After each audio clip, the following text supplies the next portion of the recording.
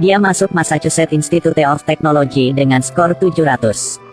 Tapi profesor hanya mengajar bermain kartu. Karena di kelas, profesor memberi semua orang pertanyaan. Pertanyaan ini hanya bisa dijawab oleh orang yang ber-IQ tinggi. Pertanyaan seperti ini. Contoh di dalam 3 amplop. Hanya 1 dari 3 yang punya uang. Pilih salah satu. 2 amplop yang tersisa akan menghilangkan amplop kosong. Anda memiliki 1 kesempatan untuk memilih. Konsisten dengan pilihan awal. Atau tukarkan dengan sisa amplop. Semua siswa memilih untuk tetap sama. Hanya Ben yang ingin berubah.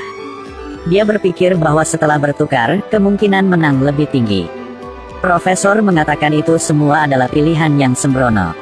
Itu hanya benar atau tidak, probabilitasnya masih 50/50.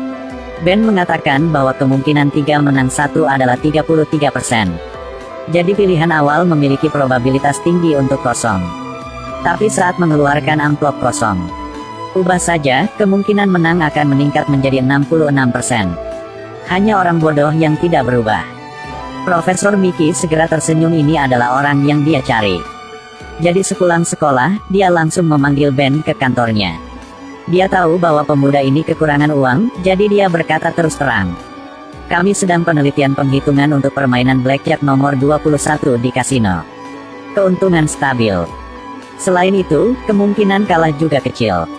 Jadi mari kita bekerja sama.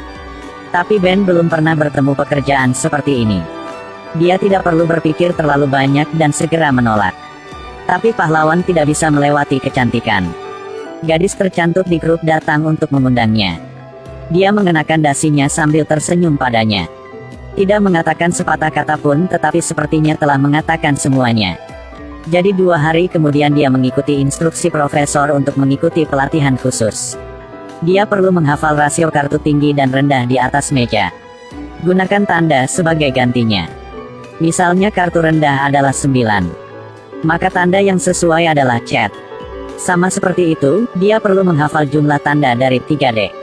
Bersiap-siap untuk pertandingan, Ben bertanya pada Profesor Mickey. Apakah ini berbahaya?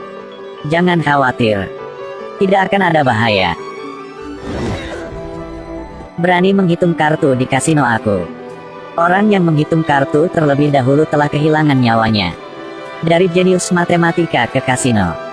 Setiap permainan kartu adalah orang kaya. Pertama-tama, tukar 10.000 taruhan. Kata kaki tangan jusnya terlalu manis. Begitu Ben mendengarnya, dia langsung mengerti. Dia segera mengingat tanda yang telah disepakati sebelumnya. Manis. Menunjukkan di atas meja kartu yang jauh lebih tinggi dari kartu rendah 16. Jadi hanya tunggu saja kartu rendah terakhir muncul. Kemudian setelah kartu itu, kartunya akan menerima semua kartu tinggi. Dealer pasti kalah. Tidak ada mengapa, itu aturannya. Memang mulai sekarang kartu terkecil semua lebih dari 8. Ini adalah pertama kalinya dia memenangkan uang berdasarkan penghitungan ini. Uangnya berubah dari yang terkecil hingga yang terbesar. Selama ada meja permainan kartu, situasi akan menang, dia akan langsung datang untuk bermain. Bahkan ada beberapa bibi meskipun mereka tidak tahu yang sebenarnya. Tetapi juga memenangkan beberapa pertandingan dengannya. Tapi ini terlalu berbahaya. Ben tidak tahu bahwa kasino memiliki sistem pengawasan yang sangat ketat. Siapapun yang menang paling banyak akan menjadi sasaran. Orang yang menghitung kartu yang ditangkap sebelumnya telah dipukuli sampai mati. Hari berikutnya Profesor Mickey mengatur rencana pertempuran mereka untuk malam itu. Musim panen lainnya akan segera dimulai. Ben sama seperti terakhir kali. Berpura-pura berkeliaran di kasino untuk mengamati gerakan rekan satu tim di setiap meja. Selama seseorang memberi sinyal tentang situasi akan menang. Kemudian uang dikumpulkan, tidak ada yang luput. Ben menyimpan semua kemenangannya di langit-langit asrama kampusnya. Ini uang kuliah yang dia hemat untuk kuliah di Harvard. Jika dia tidak harus membagi uang di antara rekan satu timnya, dia pasti sudah mengumpulkan cukup uang. Pada hari dia harus ke Las Vegas. Pada malam sebelum dia pergi, Ben melihat gadis yang disukainya didekati oleh seseorang untuk berbicara dengannya. Dan dia pikir dia memiliki kepercayaan diri dari orang yang sukses, jadi dia datang. Berhasil mengusir pesaing lainnya. Bahkan teman-teman sekelasnya di sekolah pun tercengang. Sejak kapan orang ini menjadi begitu kuat? Sejak hari itu, Ben sering pergi ke Las Vegas. Kalau tidak untuk liburan, juga dalam perjalanan untuk beristirahat. Secara bertahap berniat untuk berusaha. Tidak berpura-pura menjadi selebriti di masyarakat. Maka juga berpura-pura menjadi pedagang top. Iya, pasti perasaan ini. Semoga kemenangan besar malam ini. Ada pepatah yang mengatakan jika terlalu puas, akan kehilangan kualitas. Selama periode ketika Ben menghasilkan banyak uang. Kemudian pengawas kasino Cole telah memperhatikannya. Setiap kali dia bermain kartu di sebelahnya ada seorang gadis cantik. Bahkan hanya duduk di sebelah bermain kartu untuk sementara waktu. Dia bisa melihat kapan ada peluang untuk menang.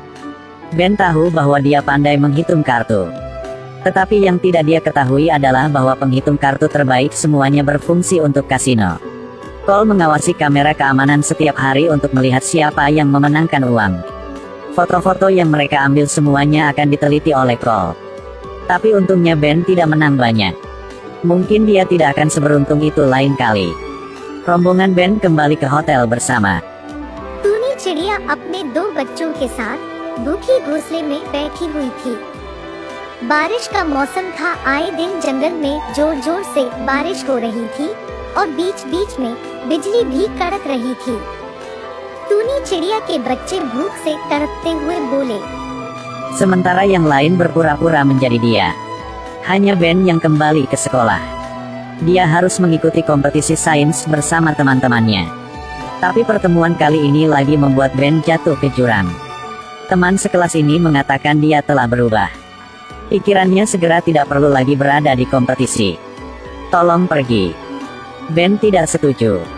Tapi teman sekelasnya masih berpikir. Jika tidak memimpikannya mimpi yang sama, jadi bukanlah sahabat.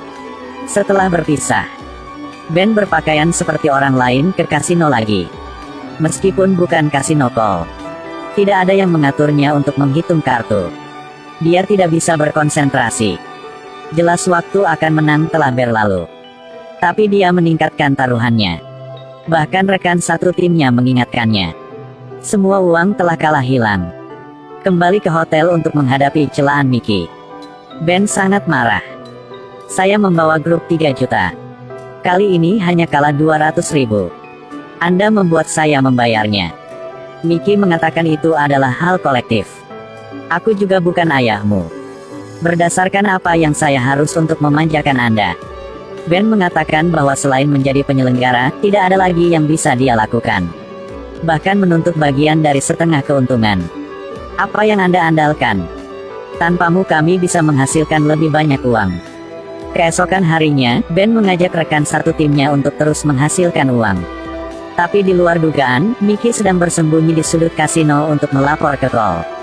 Alhasilnya belum 30 detik kemudian Cole telah datang ke kasino. Cole memukul Ben. Dia paling suka tipe jenius ini. Jiwa Ben terbang keluar dari tubuh dan kembali ke asrama. Dia menemukan bahwa ada pemberitahuan di pintu. Jadi Mickey memberinya 0 poin untuk subjek. Ben tidak bisa lulus. Yang lebih menyebalkan adalah asramanya terbalik. Bahkan uang di langit-langit juga telah diambil. Lebih dari 600.000. Ben kesal dan ingin mencari teman untuk curhat. Dia menemukan bahwa teman sekelasnya memenangkan hadiah. Itulah topik penelitian yang telah mereka kerjakan dengan sangat keras. Ben tidak pernah begitu bahagia. Setelah selesai dia langsung meminta maaf pada temannya. Awalnya pergi ke Las Vegas hanya untuk mendapatkan uang untuk biaya kuliah Harvard. Tapi kemudian lupa tujuan utamanya. Sudah punya cukup uang tetapi tidak ingin berhenti. Teman sekelasnya mengingatkannya berkali-kali. Tapi tidak ada yang bisa membangunkan orang yang berpura-pura bodoh. Ben mengikuti saran temannya dan pergi ke Mickey untuk meminta maaf. Tapi Mickey bilang dia ada di daftar hitam kasino. Tidak berguna untuknya lagi. Ben bilang dia bisa menyamar. Hanya perlu lulus. Saya akan dapat membantu Anda mendapatkan lebih banyak uang. Mickey hanya menunggu kalimat ini. Dia tahu pekerjaan itu tidak bisa dilakukan lama-lama. Jadi dia harus keluar dan melakukannya sendiri. Bersama dengan Ben menghasilkan banyak uang. Tapi meskipun Ben telah sangat hati-hati menyamar. Tapi kali ini memenangkan terlalu banyak uang. Tidak lama kemudian, Cole telah tiba. Ben dengan cepat memasukkan uang itu ke dalam sakunya dan melarikan diri. Tapi orang-orang Cole sangat banyak sehingga mereka hanya bisa berpisah. Mickey meminta Ben untuk memberinya uang. Segera mereka akan bertemu di mobil di pintu. Tapi gak ngangka Mickey masuk ke mobil dan langsung suruh supir ke bandara. Tapi dia tidak menyangka bahwa dia baru saja membuka uang itu dan menemukan bahwa itu semua palsu. Sebenarnya, terakhir kali Ben ditangkap, Cole memberitahunya. Mickey adalah orang di balik itu semua. Mickey tahun lalu telah melawan Cole. Itu sebabnya dia tidak pernah berani pergi ke kasino. Cole membuat janji dengan Ben. Selama dia menipu Ben untuk muncul. Jadi tidak peduli berapa banyak uang yang dia menangkan kali ini, itu adalah uangnya. Itu sebabnya Ben dan rekan satu timnya menyiapkan uang palsu terlebih dahulu. Dari saat dia melarikan diri, dia melemparkan uang palsu ke Mickey. Dan mobil tempat Mickey duduk diatur oleh Cole. Tidak bisa ke bandara. Yang lebih mengejutkan adalah ketika Ben datang dengan uang dan hendak pergi. Cole telah tunggu. Mengatakan dia tidak ingin melakukannya lagi. Dibutuhkan segera dana pensiun. Setelah mengatakan itu, dia mengangkat bajunya. Biarkan Ben melihat sinyal yang sangat jelas. Ben tercengang. Tidak bisakah ada kepercayaan antara manusia dan manusia? Dia tidak punya pilihan selain mengembalikan uang itu ke Cole. Tapi jangan lupa keahlian Ben adalah probabilitas. Dan probabilitas bahwa Cole tidak akan menepati janjinya hingga 100%. Jadi bukan Ben yang menghitung kartu kali ini. Itu adalah dua temannya. Baiklah, film berakhir di sini.